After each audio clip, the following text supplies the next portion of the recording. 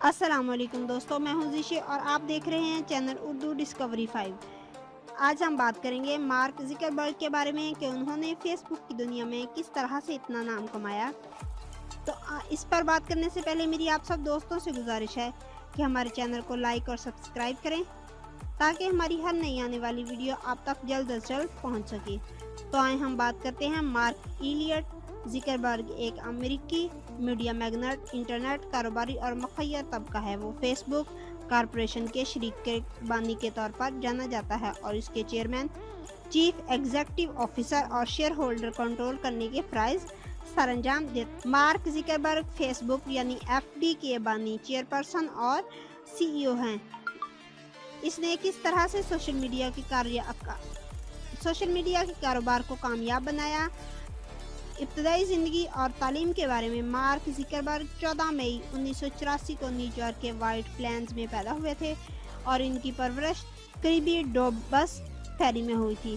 وہ ایک پڑھے لکھے گھرانے میں پیدا ہوا تھا اور کم عمری میں ہی کمپیوٹر پروگرامنگ میں دلچسپی پیدا کر لی تھی۔ 12 سال کی عمر میں زکربرگ نے زوکنیٹ کے نام سے ایک میسیجنگ پروگرام بنایا جسے اس نے اپنے والد کے دانتوں کی پریکٹس کے لیے بین آفس مواصلاتی نظام کے طور پر نافذ کیا تھا۔ کامیابی کی ابتدائی علامات کی وجہ سے اس کے والدین نے انہیں کمپیوٹر پروگرامنگ ٹیوٹر رکھ کے دیا جبکہ وہ ابھی ہائی اسکول میں تھا۔ انہوں نے اسے ہیمپشائر کے ایک پری اسکول میں داخل کروایا۔ پری اسکول سے فارغ التحصیل ہونے کے بعد زکربرگ نے ہارورڈ یونیورسٹی میں داخلہ لیا۔ بہت سے ذہین لوگ ہارورڈ یونیورسٹی میں تعلیم حاصل کرتے ہیں۔ مارک زکربرگ کیمپس میں کمپیوٹر جاننے والے کمپیوٹر پروگرام کے طور پر جانا جاتا ہے۔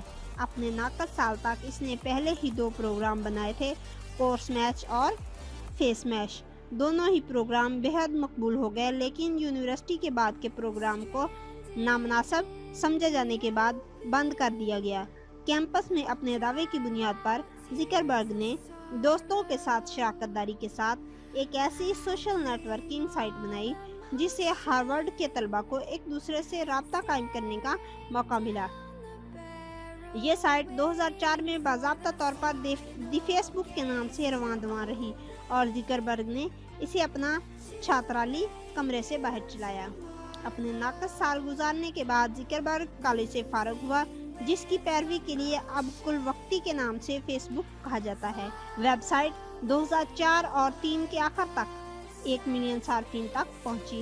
صارف کے اضافے کے اس دھماکے نے بہت ساری وینچر کیپٹل فرموں کی توجہ اپنی طرف مبذول کروائی اور آخرکار 2005 میں زکربرگ سلیکن ویلی چلا گیا اور اب بھی صرف آئیوی لیگ کے طلباء کے لیے کھلی تھی یہ ویب سائٹ۔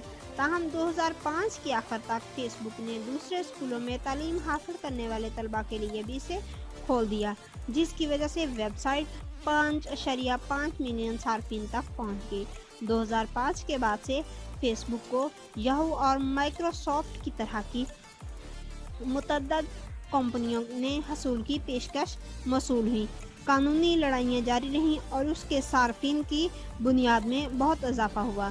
30 اکتوبر 2019 کو فیس بک نے Q3 کی آمدنی جاری کی۔ کمپنی نے بتایا کہ ستمبر 2019 کے لیے روزانہ متحرک صارفین کی اوسطاً 1.62 بلین ہے، جو سال بہ سال 9% کے اضافے ہے۔